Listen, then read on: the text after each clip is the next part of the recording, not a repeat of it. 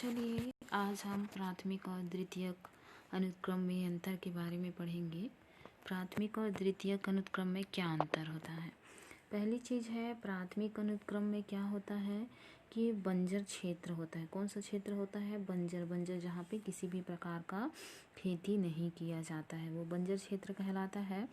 द्वितीयक अनुक्रम देखते हैं तो द्वितीयक अनुक्रम में क्या होता है, द्वितीयक अनुक्रम में उन क्षेत्र में होता है जहाँ पे जैविक रूप से अत्यधिक उपजाऊ होता है। जो जैविक रूप से क्या होते हैं, बहुत ज़्यादा उपजाऊ होता है, जहाँ पे खेती बहुत ज़्यादा की जा सकती है और जहाँ पे बोल सकते हैं उत्पादकता अच्छे से हो पाती है या फसल का उत्पादन बहुत अच्छे से हो पाता है। ये दोनों में पहला अंतर है। दूसरा अंतर हम देखते हैं तो इस अनुक्रम में कार्बनिक पदार्थ जो होता है वो ह्यूमस पूर्व से ही अनुपस्थित होता है। जो बंजर भूमि होता है उसमें किसी भी प्रकार का ह्यूमस नहीं पाया जाता है, मीन्स कि उपजाऊ नहीं होता है। ठीक है। दूसरा पॉइंट हम देखते हैं इसमें, तो इस अनुक्रम में पहले से ही कार्बनिक पदार्थ बहुत मात्रा में उपस्थित होते हैं, मतलब इसमें ह्यूमस भी होता है और उपजाऊ भी होता है। तीसरा पॉइंट है कि यह मृदा विहीन क्षेत्र में प्रारंभ होता है, जहाँ पे मृदा की मात्रा बहुत कम होती है या मृदा नहीं पाई जाती है, ऐसे क्षेत्रों में क्या पाया जाता है, प्राथमिक अनुक्रम होता है। और यहाँ पे द्वितीयक में हम देखते हैं तो इस प्रकार के जो अनुक्रम होते हैं वहाँ पे मृदा पर्याप्त मात्रा में पाई जाती है।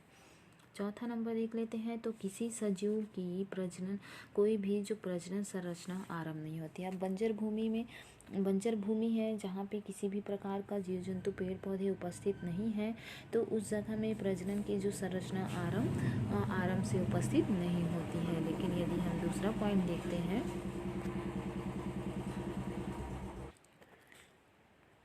तो हम इसमें देखते हैं तो इसमें प्रारंभ से ही जो सजीव होते हैं, सजीवों की जो प्रजनन संरचना होती है वो उपस्थित होते हैं। क्यों होते हैं? क्योंकि वहाँ पे जो जीव जंतु हैं, पेड़ पौधे पहले से उपस्थित होता है, जिसकी वजह से क्या होते हैं, प्रजनन संरचनाएं उपस्थित होती है। इसमें बीज है, बीजाणु बल्ब है, कंद है, मूलाभ है, मूलाभास है, अंडे है, ये सब क्या होते हैं, उपस्थित होते हैं। पांचवा हम देखते हैं तो प्राथमिक अनुक्रम जो होता है 100 वर्षों 1000 वर्ष या ज़्यादा समय लेता है। अगर इसको प्राथमिक अनुक्रम को क्या होता है, अगर बनने लगता है ना, नए जीवों का जब निर्माण होता है तो उसको 1000 वर्ष या उससे ज़्यादा समय लग सकता है। लेकिन द्वितीयक अनुक्रमों को बनने के लिए 50 से 200 वर्ष का समय ही लगता है, उससे ज़्यादा नहीं लगता है। चलिए इसमें देख लेते हैं कुछ बताया गया है। तो यहाँ पे सेकेंड ऑप्शन आता है, यहाँ पे वास स्थान की प्रकृति के आधार पर। वास स्थान की प्रकृति है इस अर्थात स्थिति के आधार पर देखते हैं।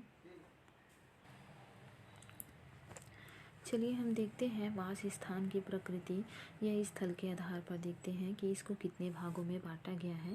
सबसे पहले जो होता है वो जलीय प्रदेशीय अनुक्रम या जल क्रमक होता है।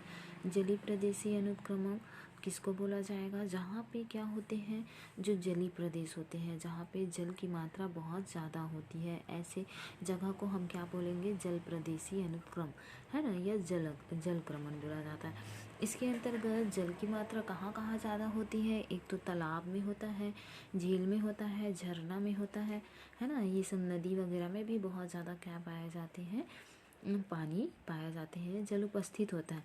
तो ऐसे वातावरण को, ऐसे अनुक्रम को क्या बोला जाएगा, जल अनुक्रम बोला जाता है, क्योंकि यहाँ पे जल का जो मात्रा होती है, जल की जो मात्रा होती है वो बहुत ज़्यादा होता है। फिर इसी के अंतर्गत आ जाता है लवण मृदा क्रमक। तो लवण मृदा क्रमक किसको बोला जाएगा? जहाँ पे क्या होता है, जल संतृप्त मृदा क्षेत्र में होता है और जो लवण की मात्रा जो होती है वो बहुत अधिक होता है, ऐसे क्षेत्र को बोला जाएगा लवण मृदा क्रमक। और इसमें लवणीय जल में भी देखा जा सकता है। और यहाँ क्या होते हैं, स्थिति जो होती है वो कार्य रूप से शुष्क मानी जाती है। इसके अंतर्गत हम एग्जाम्पल ले सकते हैं किसका, सुंदरवन का। सुंदरवन का जहाँ पे क्षेत्र देखा जाता है वो बहुत ज़्यादा लवणीय होता है। लवणी की वजह से क्या होते हैं, वहाँ पे लवणी की वजह से उसकी जो जड़ें होती है वो क्या हो जाते हैं, पानी से बाहर आ जाते हैं श्वसन क्रिया के लिए। तो ऐसे वातावरण को बोला जाएगा लवणीय मृदा क्रमक बोला जाता है। नेक्स्ट है दूसरा पॉइंट हमारा, शुष्क प्रदेशीय अनुक्रम या मरुक्रम या शुष्क प्रदेशीय अनुक्रम किसको बोला जाएगा? तो अनुक्रम का वहाँ प्रकार जो किसी शुष्क क्षेत्र में या जल की कमी वाले क्षेत्र होता है ना। इस प्रकार के जो अनुक्रम कहाँ कहलाएगा? पहले तो हमने जल की अधिकता वाला पढ़ लिए, अब उसके बाद हमने लवण वाला पढ़ लिए। अब हम क्या पढ़ रहे हैं? जहाँ पे शुष्क प्रदेशी जहाँ पे पानी की जो होती है वो कमी होता है, जिसको हम मरुक्रमक भी कहते हैं या मरुद्भिद कहा जाता है। ऐसे जगह में क्या होते हैं? पानी की बहुत ज़्यादा कमी होती है। जैसे रेगिस्तान वगैरह का एग्जाम्पल ले सकते हैं, पहाड़ी क्षेत्र का एग्जाम्पल ले सकते हैं। तो ये जो होता है वो क्या है? इसको अलग अलग भागों में बांट दिया गया है। सबसे पहला जो होता है शैलक्रमक किसको बोला जाएगा? मरुक्रमक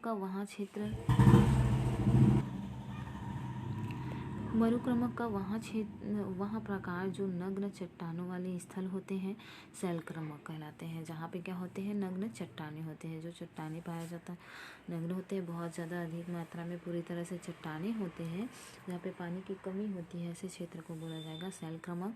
दूसरा जो होता है बालुक्रमक जहाँ पे क्या हो जाता है? बालू मतलब होता है रेत वाले स्थान पे पाए जाने वाले जो क्या होते हैं? क्रमक होते हैं, उसको बालुक्रमक कहते हैं। बालुक्रमक में भी जल की बहुत ज़्यादा कमी होती है, तो ऐसे अनुक्रम को बोला जाएगा बालुक्रमक। चलिए नेक्स्ट देखते हैं अनुक्रमक की प्रक्रिया क्या हो जाता है, क्या होता है, ये देख लेते हैं अनुक्रमण की प्रक्रिया। तो अनुक्रमण की प्रक्रिया क्या होता है? किसी भी जीव रहित क्षेत्र में जो कोई भी जीव रहित क्षेत्र होता है, जीव रहित क्षेत्र मतलब क्या बोलेंगे? जहाँ पे जीवन नहीं पाया जाता है, ऐसे क्षेत्र को जीव रहित क्षेत्र कहा जाता है। अनुक्रमण की क्रिया में प्रायः एक निश्चित तथा क्रमवार समुदाय होता है जो धीरे धीरे प्रतिस्थापित होते हैं, और समुदाय का विशिष्ट क्रमवार विकास होता है जो भौतिक और रासायनिक परिस्थितियों और कारकों से संबंध होता है।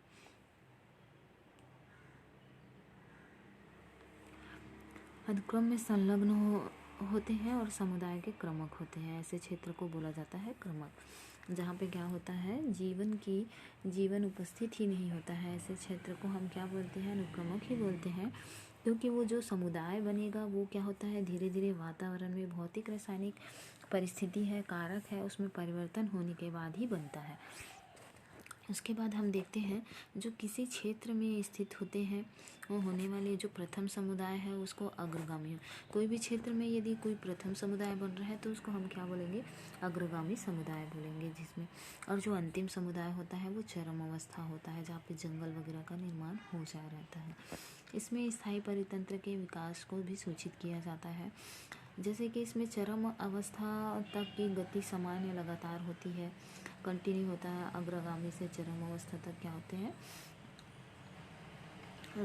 गति जो होता है लगातार होती है। जब जो क्या हो जाते हैं? प्रभावित पौधे का एक समूह होता है, चरण अवस्था में पहुंचता है, जिससे वनों का निर्माण होता है। इस तरह से इसमें आगे हम इसी को पढ़ने वाले हैं।